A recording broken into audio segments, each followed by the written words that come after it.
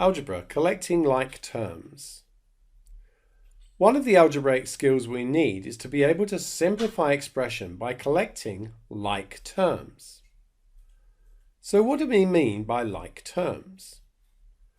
Well, let's consider this example. We've got 3a plus 2b plus 7 minus a plus 3b minus 2. So one of the things I can identify here is having a number of a's. So if I circle those in red, those are like terms that I need to put together.